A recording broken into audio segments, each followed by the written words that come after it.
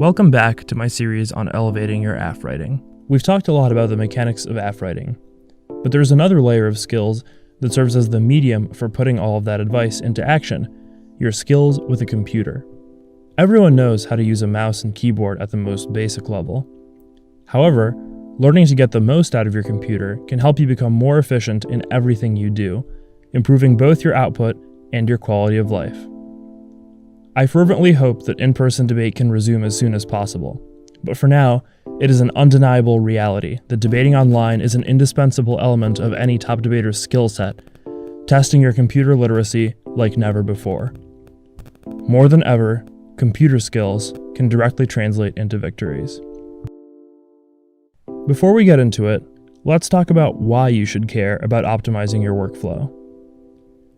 One of the most important reasons people can't get into doing debate prep work is because many aspects of debate prep are annoying. Writing cites by hand, if you haven't gotten the hang of it, can be pretty obnoxious. Finding a good card is much more fun than the tedious process of underlining it in the most efficient way, highlighting it, tagging it. By streamlining your debate workflow, you aren't just saving yourself time, you're saving yourself irritation that can stop you from doing debate work altogether. I'm a huge fan of the webcomic XKCD, and recently they posted this chart. Obviously, you shouldn't take this 100% literally, but it gives you a pretty good idea of how great the payoffs on making your routine tasks more efficient can be. With that, let's go over a few ways that you can make your workflow more efficient.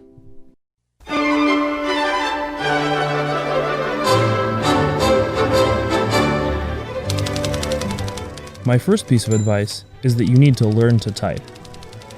This isn't really a shortcut, but it is something that you definitely need to do. A lot of debate work is typing. You write blocks, you write tags, you type searches into search engines, and you search within documents.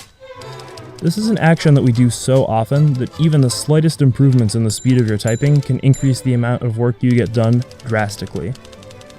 It also makes your schoolwork go faster, so that you have more time to spend on debate work or whatever else you have going on in your life. There are courses you can take to learn how to type better, and there are also free online tests to see what your current typing speed is.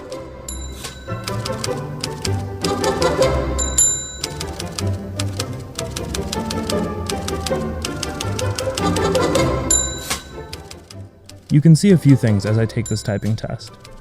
First, I'm not looking at my keyboard as I type. Second, my hands are located on the home row, that's the row starting with ASDF, and my pointer fingers are resting on the F and J keys. Whenever I need to type something, I know where that key is by muscle memory. My keyboard doesn't even have labels on it because I remember where all the buttons are. This won't just make your work go faster, it will also substantively change your work. In a 2018 study by RMIT University, researchers proposed something they call search economic theory. This theory states that searchers take the cost of their search into account when crafting their search strategy. Slow typers, those who invest more time in typing each search, attempt systematically less queries and find less relevant documents than fast typers.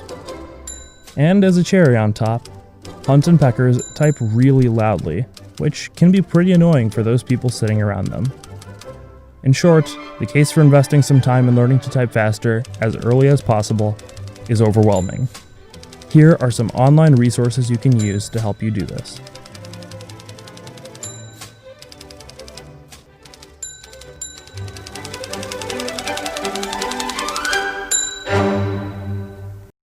Typing faster isn't the only thing you can do with your keyboard. In fact, properly used, your keyboard can replace nearly every other input you use in the card cutting process. The way that this can be done is through shortcuts.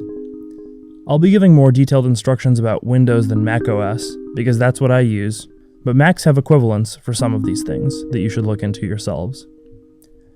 Cutting cards with programmed buttons on your mouse is nice, but it's still slow since your mouse pointer is inherently slightly imprecise. Instead, you can use one hand to control the cursor using the arrow keys, Shift, and Control, and the other hand to control your verbatim macros. How does this work?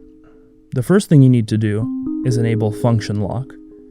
This makes it so when you press a button on the function row, one of the F keys, it will trigger the function button and not the alternative function enabled by default, like changing your volume or screen brightness. Most computers have a button, FN, that you can hold down to change what the function row does. Each computer handles this differently, so you will need to look up the correct procedure for you. Once that's done, we can use the function row with one hand. What about the other buttons? First, the Shift key.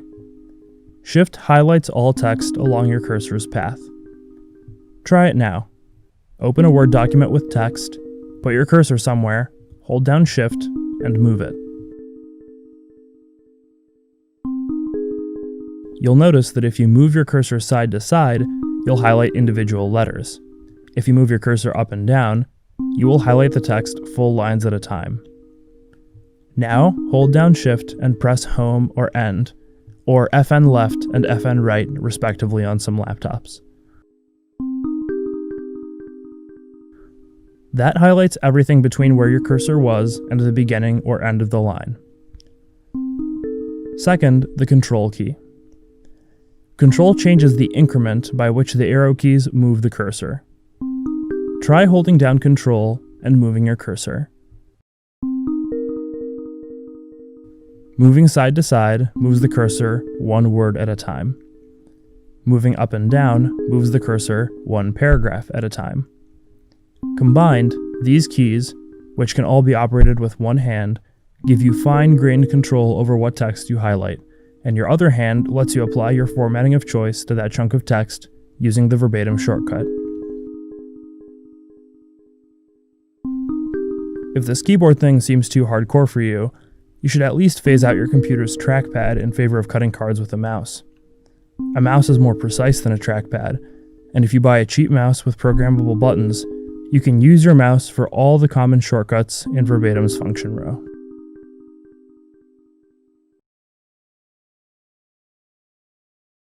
Even if you don't change anything about your card processing workflow, there are many programs worth integrating into your work to make certain actions you do frequently more efficient. The first thing that both Mac and PC users can benefit from is better window management. Windows is fine at organizing your windows. Mac is terrible, with windows just floating around chaotically and tons of steps required to put two windows side by side. My preferred Windows utility to customize your window management is called Fancy Zones. Macs have a paid but cheap app called Better Snap Tool that does something similar. The second program that both Mac and PC users can benefit from is a transcription program. For this app, many of my keycards were transcribed podcasts, audio files of people talking that had to be converted into text for me to cut them as cards. This would have taken forever to do by hand, and I probably wouldn't have even done it. Otter AI is a great transcription tool that works well, is accurate, and has an incredibly generous free tier. The third program both operating systems can benefit from is a better search program. Windows search is unusable. Spotlight on the Mac is a little better, but still hit or miss. Windows users should install Everything Search, and Mac users should install Easy Find. These programs will search your computer much better than your default search options, enabling you to simply type in file names to pull up what you need instead of navigating a bunch of folders. The fourth important improvement can come in the form of citation managers. Anyone who doesn't have Aaron Hardy's Site Creator add-on for Chrome installed should get it. It will automatically produce citations the instant you visit a web page. A more advanced version of this is called Zotero. This program can save academic articles and web pages, automatically cite them, and occasionally even find you the full text when you couldn't do it yourself. My final suggestion is about integrating your phone with your computer. We all carry our phones around everywhere. If you have a good idea, your phone is the most likely place where you will be able to make a note or act on it. Some of my best search ideas come when I'm on my phone, but redoing the search on my computer is annoying. Instead, I send the web page from my phone to my computer so that it is waiting for me when I come back through an app called Pushbullet. All of these are just my suggestions. It could be that better solutions to these problems are available, and it could be that other problems plaguing debaters have been solved as well. What matters is the underlying point. There are many available opportunities to streamline your workflow, and you should always be on the lookout for them in order to save yourself time and preserve value to life.